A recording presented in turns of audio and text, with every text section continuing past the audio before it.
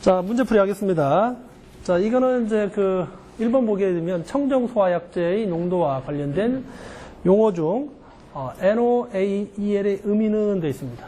자, 먼저 이제 이 청정소화약제에 대해서 알아야 되는데, 과거에는 이제, 할로겐 화합물 소화약제가 있었습니다. 할로겐 화합물. 그러나 여기 할로겐 화합물이, 대기 중에 방출을 하게 되면 여러 가지 이제, 환경을 이제 오염시키죠. 첫 번째가 이제, 이 할로겐 화합물이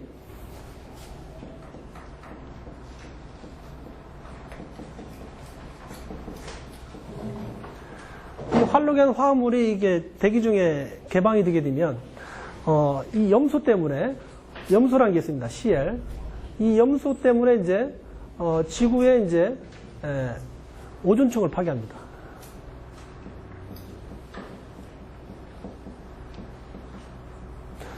우리 이제 저 위에 한 40에서 50km 그 위에 성층권이 있는데 거기에 오존이 있는데 그 염소라는 게 이제 여러 가지 반응에 의해서 이제 오존을 이제 파괴합니다. 그렇기 때문에 이제 요거를 이제 미국의 이제 로랜드 교수가 발명을 해서 오존층을 파괴한다. 이 염소가. 그래서 이제 이 할로겐 화합물을 이제 쓰지 못하게끔 이렇게 규제가 됐습니다. 그래서 2020년부터는 이제 쓸 수가 없고 지금 현재 이제 설치된 게 있기 때문에 아직까지도 이제 기사 시험 문제에 출제가 되고 있어요. 자, 그래서 이제 대체 소화약제가 이제 바로 청정 소화약제가 되겠다. 청정 소화약제. 그 중에서 이제 우리가 이제 독성 농도 지수가 있는데 여기 보면 이제 NOAEL이 있습니다. NOAEL. No Observed Adverse Effect 레벨이라 해서 우리가 이제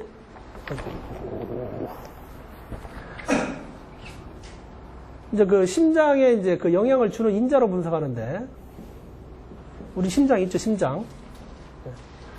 자, NOAEL은 뭐냐면은 No Observed 관찰할 수 없다거든요. 관찰할 수 없다. 그래서 이거 농도를 밑에서부터 이렇게 농도를 증가시킵니다. 이렇게 농도를 증가시켜서 심장에 영향을 미칠 수 없는 최대 농도가 바로 NOAEL이죠. NOAEL. 그래서 여기 이제 답으로 보게 되면 이제 여기 답은 있죠.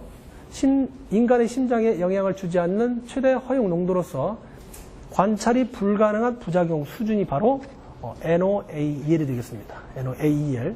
그래서 이거는 심장에 영향을 주지 않는 농도를 이제 조금씩 증가시켰는데 심장에 이 선을 마주치게 되면 심장에 영향을 주는 거고 그 바로 밑에 최대 농도가 되는 거죠. 그래서 심장에 악영향을 주지 않는 최대 농도가 바로 뭡니까? NOAEL이 되겠다. 자, 오늘 이제 가를 보게 되면 주에 4시간 노출시켰을 때 모두 사망하는 최소 농도가 있는데 이것도 있어요. 전문 용어로 이거는 이제 LC100이라고 합니다. LC100. 리설 컨센트레이션 해가지고 치사 농도라 해서 LC100이라는 얘기는 이제 쥐에다가 4시간의 이제 독성을 노출시켰는데 쥐 모두 다 죽었어. 그럴 때는 이제 NC100. 우리가 좀 많이 쓰는 게 이제 LC50을 쓰지. LC50. 리셀 컨센트레이션 T50 해가지고 LC50을 쓰는데 한 50%가 이제 쥐가 죽는 그러한 최소 허용 농도가 바로 이제 LC가 되겠다. 그래서 여기서는 일본 같은 경우, 가본 같은 경우는 이제 쥐가 이제 다 죽었다 했잖아. 그렇기 때문에 이제 LC100이 되겠다. 그 다음에 이제 여기 사망에 이르게 할 수 있는 최소 농도라는 게 있는데, 요거는 이제 LCLO가 되겠다. LCLO. Lowest Published Lethal Concentration에서 사망에 이르. 이거는 이제 여기 이제 답원 같은 거는 이제 심장에 대해서 영향을 주는 거고, 나번 같은 것은 이제 사람의 이제 목숨이지, 이제 사람이 죽는 거지. 그런 농도를 얘기할 때 이제 LCLO라 한다. 그 다음에 여기 이제 라버를 보게 되면 악영향을 감지할 수 있는 최소 농도. 요거는 이제, 이 LOAEL하고 좀 반대되는 개념이다. 그래서, NOAE 아니고 이제 LOAEL. 노 리스트. 옵저버도 이제 애드버스, 이펙트 레벨에서 요거는 이제 어떻게 되겠어? 아까 이제 NOAEL은 농도를 이렇게 증가시키면서 심장에 영향을 주지 않는 거고, LOAEL은 농도를 많이 줬다가 이 양을 이제 조금씩 감소시켜서 심장에 감소시켰는데도 심장에 영향을 주는 농도. 그래서 최소 농도. 그래서 심장에 영향을 줄 수 있는 최소 농도를 우리는 이제 LOAEL이라 한다. LOAEL. 아시겠죠? 네, LOAEL입니다.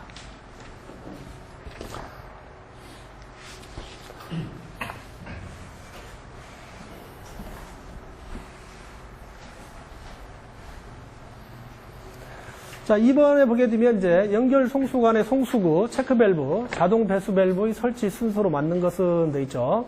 자, 연결 송수관은 우리가 이제 화재가 발생하게 되면 제일 먼저 소화 작업할 수 있는 게 이제 소화기입니다. 소화기. 그다음 두 번째, 화재가 더 확산됐는데 소화기로 불을 못 끄게 되면 그 다음 작업을 할 수 있는 게 뭐냐? 옥내 소화제라는 게 있어요. 옥내 소화전.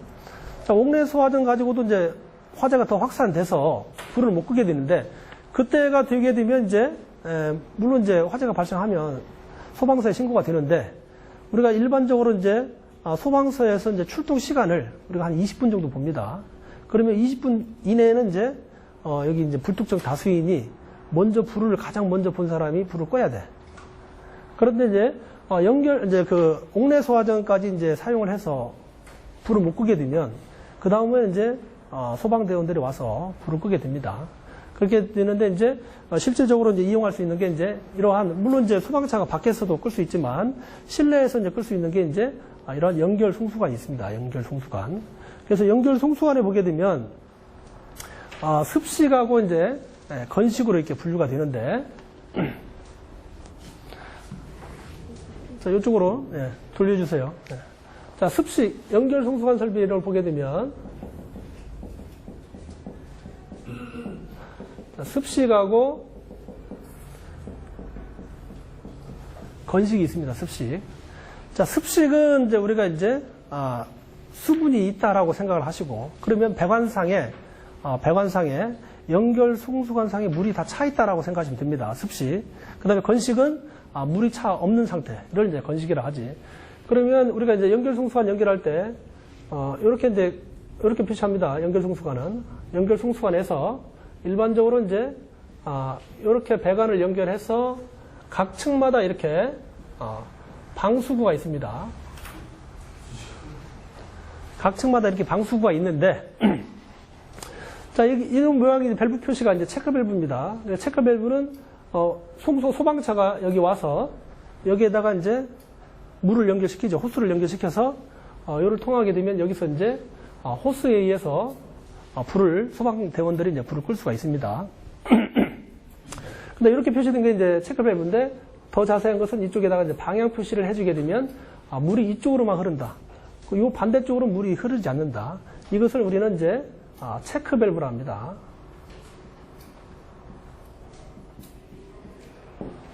이렇게 도시기후가 이렇게 된 것은 이제 체크 밸브. 그래서 체크 밸브가 있는데, 자, 우리 습식 같은 경우는 어떻게? 자, 여기 체크 밸브에서부터 여기 방수구까지, 여기까지 다 물이 다 차 있다. 물이 차 있는 상태를 우리는 습식이라 합니다. 습식. 그 다음에 똑같이 표시할 때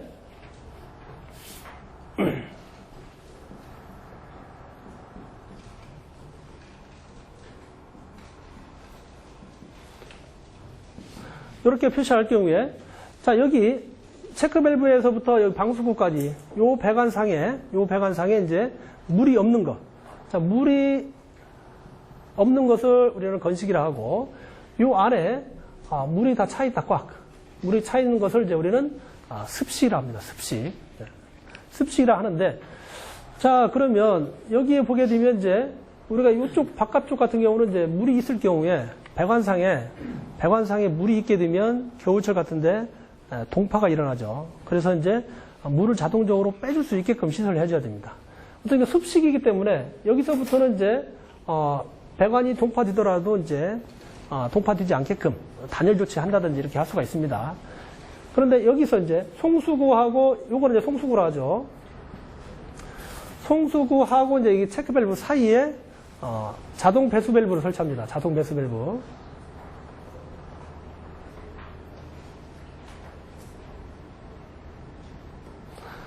이게 바로 이제 자동 배수 밸브가 되겠습니다.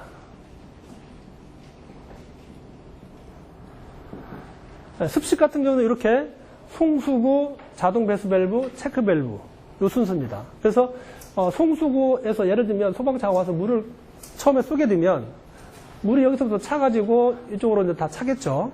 물이 다 찹니다.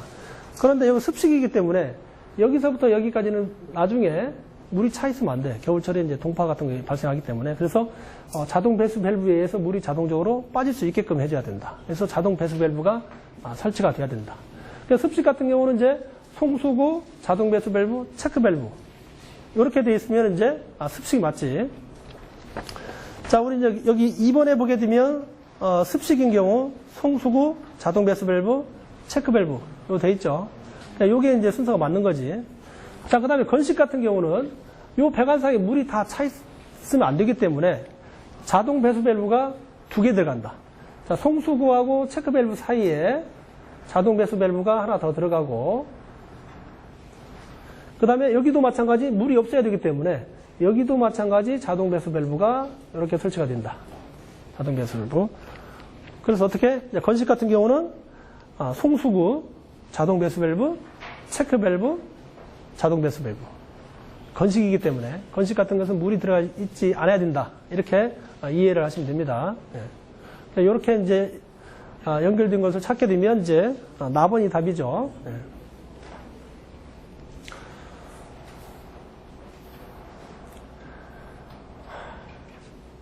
다음 3번. 다음 소화기에 대한, 이거 뭐 안 맞네, 이거.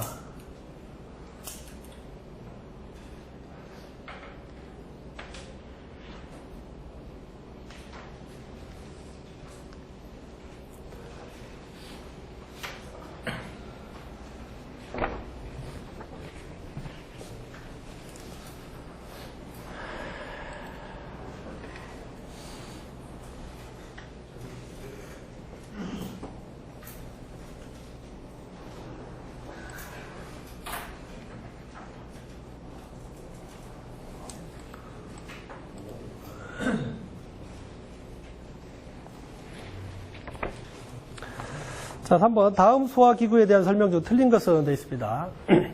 자, 먼저, 가번을 보게 되면, 소형 소화기는 보행거리 20m 이내에 두도록 설치한다. 자, 여기 보시면 용어가 있는데, 보행거리라는 게 있습니다. 보행거리. 여기 보행거리가 있죠. 자, 이 보행거리라는 것은, 우리가 이제 그, 소방 쪽에 보게 되면, 이제 보행거리라는 용어가 있고, 또 그 다음에 수평거리라는 용어가 있습니다. 자, 이 보행거리. 자, 이 보행거리는 실제적으로 우리가 이제 걸어가서 이동한 거리를 이제 보행거리라 합니다. 예를 들면, 자, 이렇게 이제, 여기에, 이렇게 이제, 이러한 방이 있어요. 그러면 여기에 이제 실이, 이렇게 있을 경우에, 여기에 이제 문이 하나 있겠죠. 자, 문이 있을 경우에, 예를 들면 소화기가 여기 배치되어 있다. 소화기가. 그러면 이제, 사람이 이렇게 직접 걸어가서, 이렇게 이제 소화 작업을 하겠죠. 그래서 이 보행거리라는 것은 실제적으로 사람이 이렇게 걸어간 거리, 이것을 이제 보행거리라 합니다. 그래서 이제, 소형 소화기 같은 것은, 이렇게 해서 여기서부터 여기까지가 이제 20m 이내에, 소화기 한 개당 20m 이내에 이제 소화기가 설치가 돼야 돼요. 그 다음에 대형 같은 경우는 이제, 대형 소화기는 보행거리 30m 이내가 되도록 이렇게 설치를 해야 된다. 자, 그 다음에 이제 보행거리가 있고, 그 다음에 이제 우리가 수평거리라는 용어가 있습니다. 수평거리. 수평거리. 자, 이 수평거리 같은 것은 이제, 옥내 소화전이나 오기 소화전을 연결할 때, 또 그 다음에 연결 송수관 설비도 설명을 할 때 이제 수평거리가 있어요. 이 수평거리는 이제 우리가 쉽게 얘기하게 되면 반경이라고 생각하면 됩니다. 반경. 예를 들면 옥내 소화전이 여기에 설치된다. 옥내 소화전이 설치가 되는데 옥내 소화전은 이 옥내 소화전마다 25m 이내마다 한 개씩 설치하게 되어 있어요. 그래서 예를 들면 이제 반경이다. 그럼 이렇게 이제 이런 식으로 이제 반경이 형성이 되겠죠. 그래서 여기서부터 여기까지가 바로 이제 수평거리가 된다. 수평거리. 그래서 이러한 이 건물이 방해가 되더라도 그거에 상관없이 우리가 이제 반경으로 따질 때를 이제 우리는 수평거리라는 용어를 씁니다. 수평거리. 보행거리하고 이제 수평거리하고 틀립니다. 그래서 문제가 나올 때 이런 식으로 이런 문제가 나오게 되면 예를 들면 소형 소화기는 수평거리 20m 이내가 된다. 이렇게 나올 수도 있어. 그렇게 되면 이제 오답이 되겠죠. 그래서 이제 대형 소화기는 보행거리 30m 이내가 되도록 배치해야 되고, 그 다음에 소화기구는 이제 바닥으로부터 1.5m 이하 위치에 배치해야 된다. 소화기를 대체적으로 사람 위에 설치하게 되면 쓸 수가 없잖아. 그렇기 때문에 이제 바닥에서 1.5m 이내에 소화기구가 배치가 돼야 됩니다. 그 다음에 이제 라버를 보게 되면 이산화탄소 소화기구는 밀폐된 거실로서 바닥 면적이 20스퀘어미터 미만의 장소에 설치된다. 자, 이산화탄소 같은 경우는 대기 중에 노출이 되게 되면 밀폐된 공간에서는 이제 질식을 시킵니다.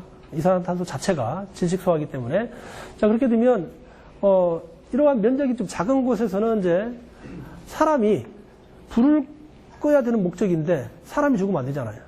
그렇기 때문에 이제 이렇게 이산화탄소 소화 같은 것은 이제 20제곱미터 미만의 장소에서는 설치하는 게 아니고 설치할 수 없다. 자, 말고 이제 이산화탄소 소화기구 말고 다른 것도 있는데 똑같이 할로겐 화합물 소화기가 있어요.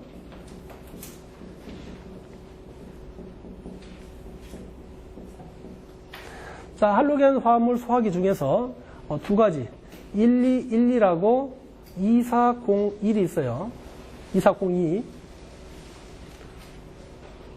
자, 1212라고 2402가 있는데 요 두 개도 마찬가지 20스퀘어미터 미만의 장소에 사용할 수가 없다. 이것도 마찬가지. 요 두 개도 질식 소화를 합니다. 질식이 되기 때문에 마찬가지 요 두 가지도 사용할 수 없다. 그러나 이제 할로겐 화합물 소화 약제 중에서 1301이 있어요. 1301이 있는데 요것은 이제 사용할 수가 있겠습니다. 사용할 수 있겠다. 그래서 자, 20스퀘어미터 미만의 장소 설치할 수 없는 것, 이산화탄소 소화기하고 할로겐 화합물 소화기 중에서 1212라고 2402는 밀폐된 장소에 사용할 수 없습니다.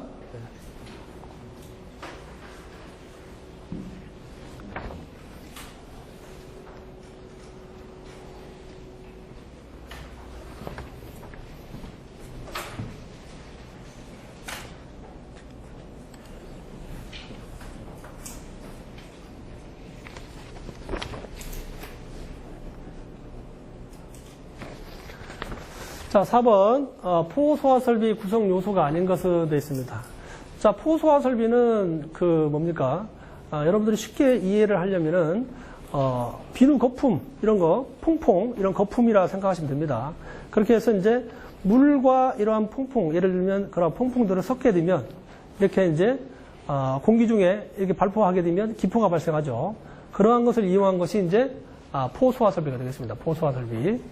근데 포소화 설비 구성 요소가 여러 가지가 있는데 지금 여기 보시면 이제 먼저 이제 자동 개방 밸브가 있어. 자동 개방 밸브는 화재가 발생된 지역에 자동적으로 이제 개방이 돼서 그쪽으로 이제 소화할 수 있게끔 포소화 원액이 이제 흘러갈 수 있게끔 하는 밸브가 바로 자동 개방 밸브가 되겠다. 그다음에 클리닝 밸브가 있는데 이 클리닝 밸브는 분말 소화 설비에 사용되는 그러한 구성 요소가 되겠습니다. 분말 소화 설비. 자, 분말 같은 것은 이제 소화 약제 중에서 고체 소화 약제입니다. 고체 소화 약제인데 그리고 화재가 발생을 해서 그 분말을 한번 방사하게 되면 이런 고체이기 때문에 밸브나 아니면 관이 꺾이는 곳이라든지 이런 곳에 분말이 이제 체류하겠죠. 그럼 분말이 체류하게 되면 고체라는 것은 이제 대기 중에 수분을 함유하게 되면 응고가 일어나요.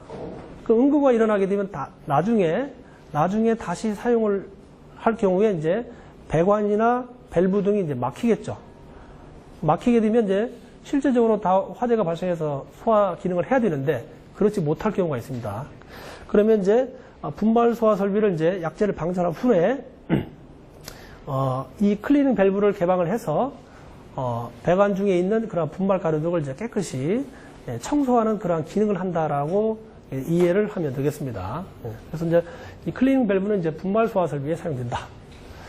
자, 혼합 장치가 있습니다. 포소화 설비에 혼합 장치가 이제 4가지가 있어요. 4가지. 4가지가 있는데 이 혼합 장치도 상당히 그 기사 문제에 많이 출제가 되고 있다. 그래서 이제 뭐 라인 프로포셔너, 그다음에 프레저 프로포셔너, 프레저 사이드 프로포셔너, 펌프 프로포셔너 이렇게 한 4가지가 있습니다. 혼합 장치. 이거는 다음에 또 깊이 설명드릴 때 설명드리도록 하고, 그 다음에 이제 고정포 방출구. 이거는 이제 이동식이 아닌 고정식 방출부. 실제적으로 이제 포소화약제가 이제 나오는 부분이 이제 고정포 방출구가 되겠다. 그래서 이제 여기 이제 포소화 설비의 구성 요소가 아닌 것은 이제 클리닝 밸브가 되겠지. 이거는 이제 분말 소화 설비에 해당되는 그러한 구성 요소가 되겠습니다.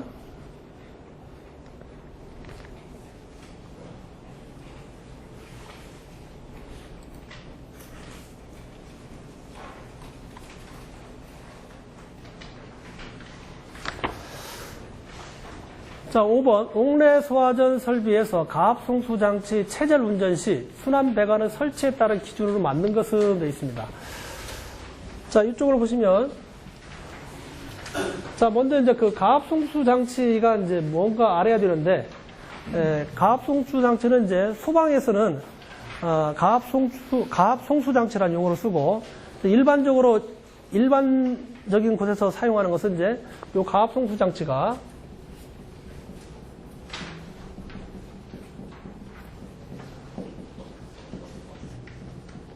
펌프라고 생각하면 됩니다. 펌프, 물펌프. 자, 펌프 하는 역할이 뭡니까? 낮은 곳에 물을 높은 곳으로 올리는 역할을 하는 게 펌프죠.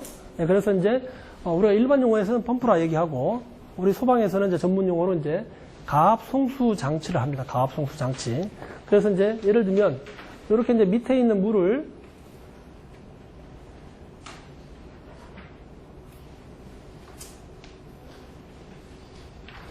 이렇게 이제 퍼 올리는 역할을 하는 게 이제 이 가압 송수 장치죠. 그럼 우리는 이제 실제적으로 이제 소화전이기 때문에 이렇게 이제 물탱크가 있는 게 아니고 여기에 이제 방수구가 연결돼 있죠.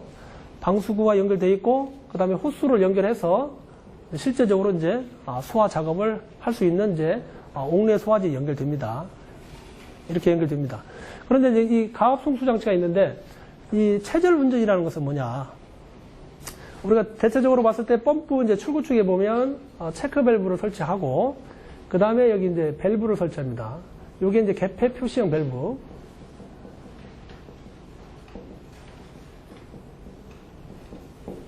개폐 표시형 밸브를 설치합니다.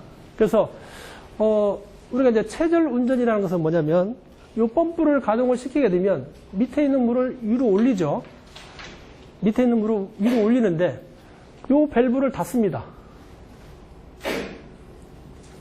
요 밸브를 잠그게 되면 이쪽으로 이제 물이 못 나가죠.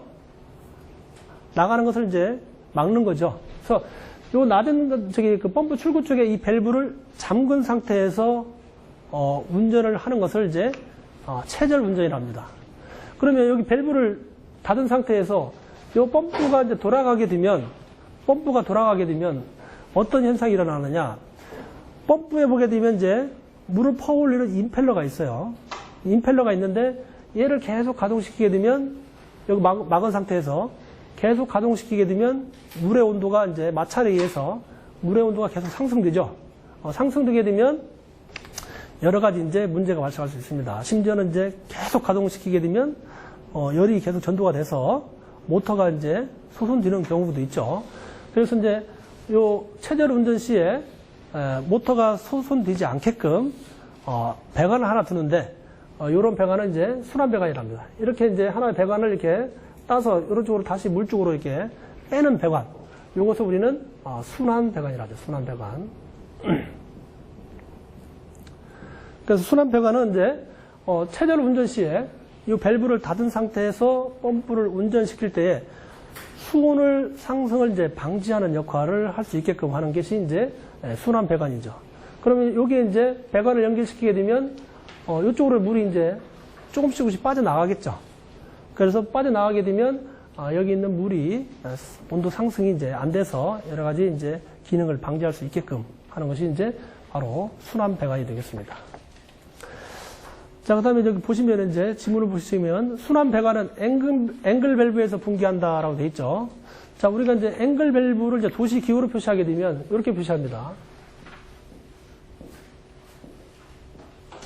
자, 이런 표시가 도시 기호가 이제 앵글 밸브예요. 앵글 밸브.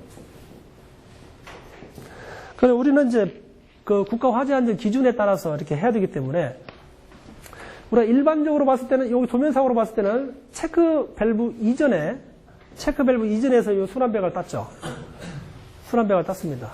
그러나 우리가 법상에서는 이제 화재 안전 기준에서는 이 개폐 밸브를 기준으로 해서 개폐 밸브 이전에서 이렇게 분기를 한다라고 되어 있습니다. 그래서 여기 나와 있는 이제 앵글 밸브가 아니고 개폐 밸브에서 분기를 하여야 한다가 이제 맞는 답이죠. 1번은 이제 가번은 이제 틀렸죠. 그 다음 4번 분기되는 배관은 15mm 이상이 되어야 된다. 요 순환 배관이 최소 지금 문제에서는 15mm 이상인데 순환 배관은 이제 최소 20mm 이상이 되어야 됩니다. 그렇게 되면 15A로 되기 때문에 이제 15mm로 되어 있기 때문에 이제 틀렸죠. 그 다음에 답은 체절 압력 미만에서 개방되는 릴리프 밸브를 설치해야 된다라고 되어 있습니다. 그래서 여기서는 이제 이렇게 배관을 설치하게 되면 물이 계속 빠져나가잖아요. 물이 빠져나가기 때문에 우리가 이제 여기에다가 이제 밸브를 하나 설치합니다. 이렇게. 이 밸브를 우리는 릴리프 밸브를 합니다. 그러니까 릴리프 밸브가 설치를 하는데 이 릴리프 밸브는 체절 운전실 때 그 펌프에 이제 압력이 있습니다. 토출 압력, 전격 토출 압력이 있는데 전격 토출 압력 그 미만에서 전격 토출 압력보다 약간 낮은 상태에서 이 밸브를 개방을 해서 이렇게 물이 자동적으로 빠져나갈 수 있게끔 설치를 해야 되는데 그게 바로 이제 릴리프 밸브죠. 여기는 이제 체절 압력 미만. 체절 압력이라는 것은 이제 밸브를 닫은 상태에서 펌프에서 나오는 그 압력이 바로 체절 압력이 되겠습니다. 그래서 체절 압력 미만에서 개방되는 릴리프 밸브를 설치해야 된다. 이제 답은 이제 답원이죠. 다음에라 릴리프 밸브 2차 측에는 릴리프 밸브 고장 시 수리를 위한 게이트 밸브를 설치하여야 된다라고 했는데 자 우리가 이제 여기 이제 2차 측이라는 용어가 나왔죠. 2차 측.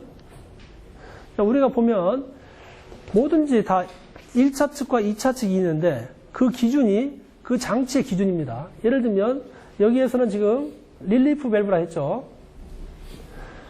릴리프 밸브가 이제 우리의 유체적 흐름 방향이 이쪽으로 있을 경우에 이렇게 흐를 경우에 요 밸브의 입구축 을 우리는 1차 측이라고 합니다.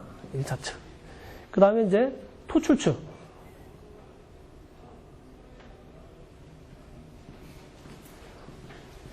토출축을 우리는 이제 2차 측이랍니다. 2차 측. 1차 측. 그러니까 모든 것을 어떤 밸브든 여기 지금 현재는 이제 우리가 릴리프 밸브를 설명하는 부분이기 때문에 릴리프 밸브를 기준으로 했을 때 입구축은 1차 측, 토출축을 2차 측이랍니다. 마찬가지 뭐 펌프도 마찬가지.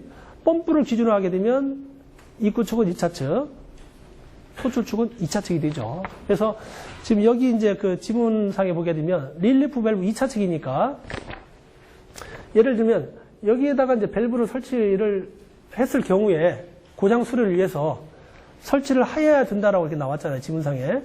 그렇게 되면 여기서는 이제 릴리프 밸브 2차 측은 우리가 여기 이제 그 릴리프 밸브를 설치하는 이유는 안전을 위해서 설치하는 거예요, 안전.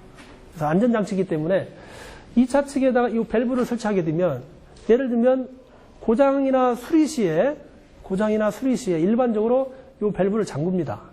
잠그게 되면 안전장치인데 사람이라는 게 실수가 있지 않습니까? 이 밸브를 잠그고 이게 철수할 수 있잖아요. 그렇게 되면 정작으로 돌릴 때 이 밸브가 닫은 상태에 돌리게 되면 물이 다른 데로 빠져나갈 수가 없잖아요. 그렇게 되면 결국은 똑같은 현상이 일어나죠. 아까 모타 소송까지 일어날 수가 있죠. 그래서 반드시 이러한 릴리프 밸브 2차 측에는 이러한 밸브를 설치할 수가 없다. 예. 설치할 수가 없다. 그래서 반드시 이제 안전 밸브라는 게 있어요. 안전 밸브도 마찬가지 2차 측에는 저렇게 밸브를 설치하면 안 됩니다. 그래서 여기도 마찬가지 이제 릴리프 밸브도 이제 안전장치이기 때문에 안전장치 2차 측에는 밸브를 설치할 수가 없다. 네. 그래서 반드시 기억하셔야 되겠죠. 그래서 5번의 답은 이제 몇 번이야? 4번이죠. 네, 4번입니다. 자, 6번. 폐쇄형 스프링클러 헤드를 사용하는 설비 방식의 종류가 아닌 것은 되어 있습니다. 우리가 일반적으로 이제 스프링클러 설비를 하게 되면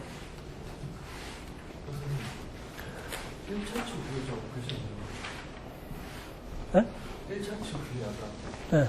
글씨도 뭐였어요? 뭐라고? 1차 측, 외국이에요. 입구 축을 이제 1차 측이란다. 네. 자, 우리가 이제 스프링클러 설비를 보게 되면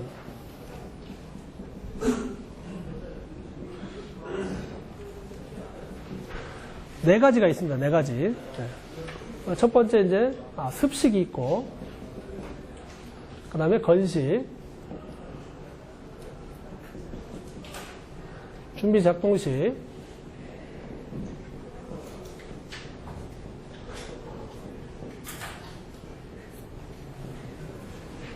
일제 살수식 이렇게 네 가지가 있습니다. 네 가지.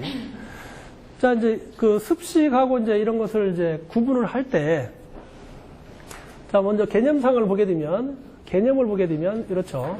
개념. 아까 이제 그 펌프 나왔었죠. 펌프는 여기서 생략을 하고, 우리가 이제 스프링클러에 보게 되면 이제 개방 밸브가 있습니다. 개방 밸브. 자, 습식 같은 경우는 이렇게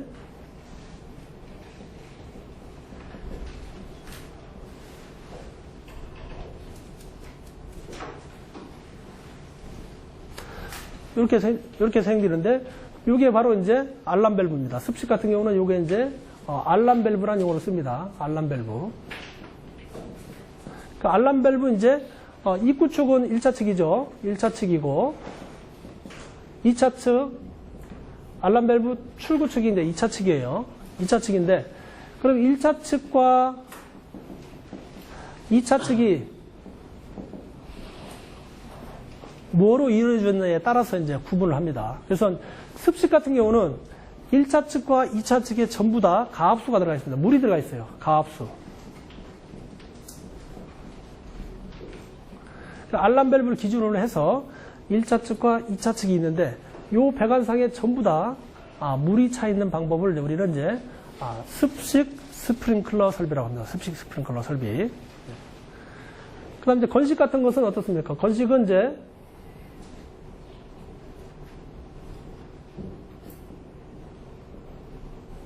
마찬가지로 여기 1차 측이 있고 이제 2차 측이 있는데 여기 이제 요거는 이제 건식 밸브라 하죠. 예, 요거는 건식 밸브라 합니다. 그래서 건식 밸브 이제 1차 측에는 이제 여기는 물이 차 있습니다. 가압수. 예. 1차 측에는 가압수가 들어가 있어요. 소화약제인 물이 들어가 있습니다. 물이.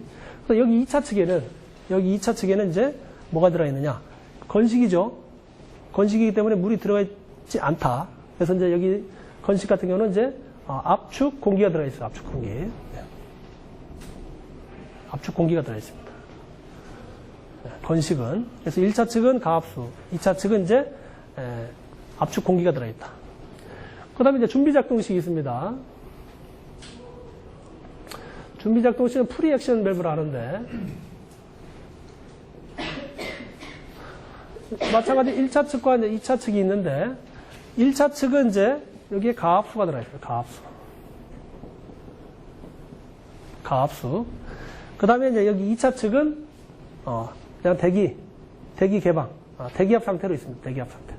아무것도 안 들어있대요.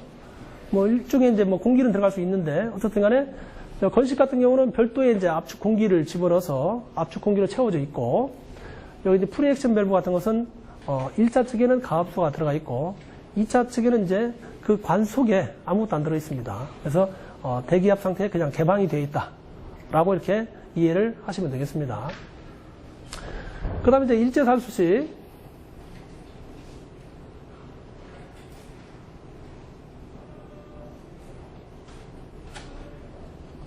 자, 1차 측과 이제 2차 측이 있는데, 요거는 이제, 준비 작동식 밸브죠.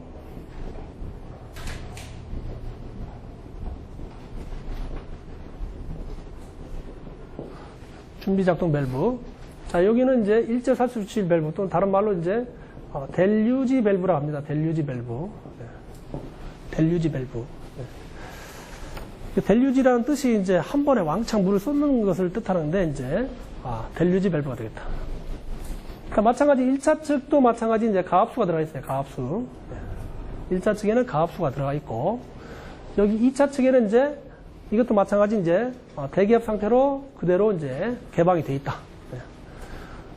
자, 보시면은 이제 습식 같은 경우는 이제 여기 이제 이게 바로 여기 끝에 있는 게 뭐냐? 이게 이제 스프링클러 헤드입니다. 이게 이제 스프링클러 헤드.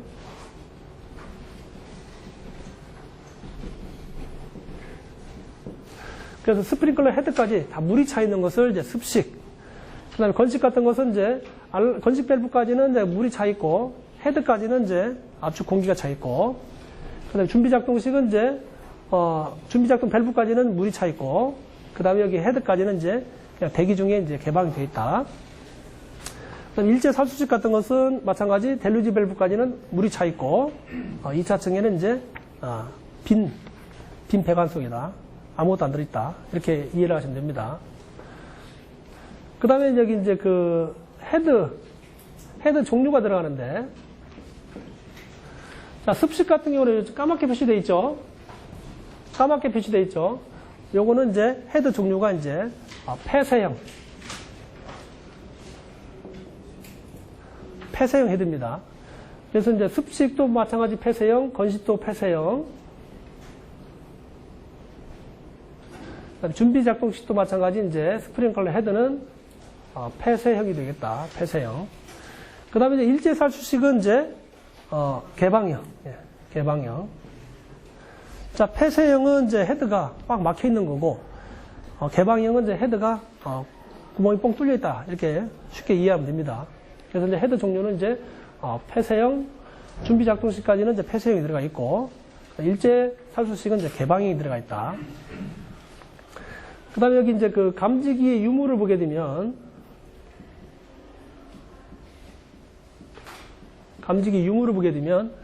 자, 여기 이제 그 습식 같은 것은 화재 감지를, 불이 나게 되면, 이렇게 이제 불이 나게 되면, 화재 감지를, 누가 감지를 하느냐를 이제 구분을 하게 되면, 습식 같은 경우는 이제 화재가 발생을 하게 되면, 이 헤드가 감지를 합니다.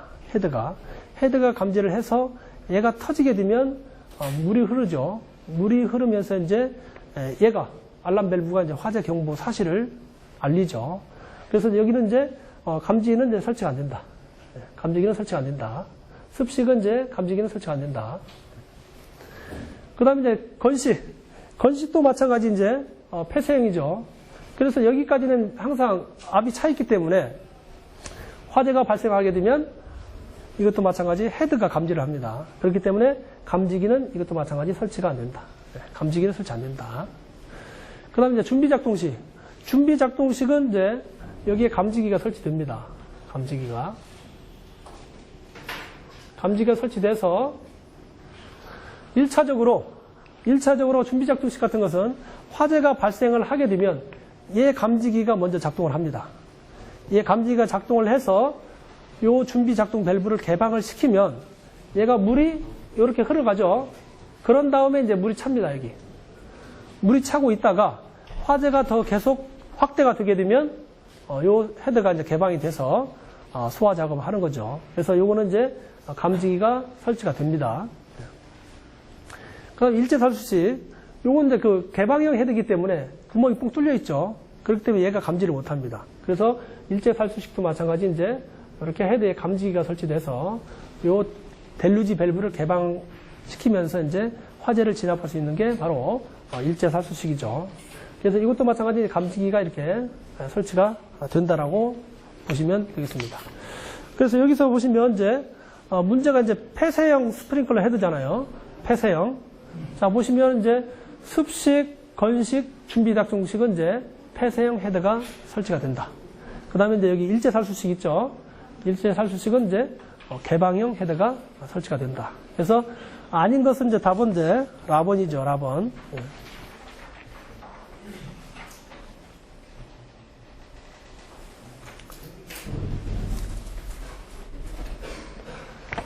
자, 7번.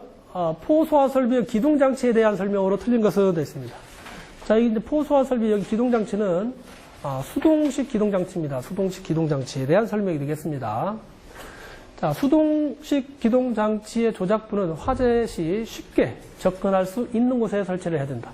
화재가 발생했는데, 이렇게 이제 기동장치를 뭐 사람이 안 보이는 곳에 숨겨놓든지 하게 되면 화재 진압이 안 되겠죠. 이건 당연한 얘기고. 그래서 이제 조작부는 화재 시 쉽게 접근할 수 있는 곳에 설치를 해야 된다. 다음 차고에 설치하는 포소화 설비 수동식 기동장치는 방사 구역마다 2개 이상 설치할 거 되어 있는데, 차고 또는 주차장 같은 경우는 수동식 기동장치를 방사 구역마다 1개 이상입니다. 1개 이상. 그래서 여기가 틀렸죠. 예. 차고 같은 경우는 이제 여기가 이제 1개가 되겠다. 1개. 그러나 이제 2개 이상도 있습니다. 항공기 경납고에 설치하는 포소화 설비 수동식 기동장치는 이제 방사 구역마다 이제 2개 이상 설치를 해야 된다. 차고 같은 것은 이제 규모가 작기 때문에 하나만 설치해도 되고, 항공기 경납고 비행기 같은 것은 좀 크죠. 크기 때문에 이제 방사 구역마다 2개 이상 설치를 해야 된다. 틀린 것은 이제 나머지 되겠습니다. 그다음 다 2개 이상의 방사 구역을 가진 포소화 설비에는 방사 구역을 선택할 수 있는 구조로 할 것. 그래서 방사 구역이 여러 가지 실이 이렇게 있으면 화재가 발생한 곳만 이제 밸브를 개방시켜서 화재가 이제 진압이 될 수 있도록 이렇게 해야 됩니다. 그래서 2개 이상이 방사 구역을 가진 곳에는 이제 선택 밸브를 설치를 한다든지, 아니면 이제 그 자동 경보 밸브 있죠. 자동 개방 밸브, 자동 개방 밸브를 설치를 해서 방사 구역마다 방출이 될 수 있도록 이렇게 해야 됩니다. 다음 호수 접결구에는 가까운 곳의 보기 쉬운 곳에 접결구라고 표시한 표지를 이렇게 설치를 해야 됩니다. 그래서 여기 7번에서는 이제 나번이 틀렸죠. 차고에서는 이제 방사 구역마다 1개 이상, 항공기 경납고 같은 것은 이제 2개 이상 설치한다. 2개 이상. 자, 이번 시간은 여기까지 하겠습니다. 수고했습니다.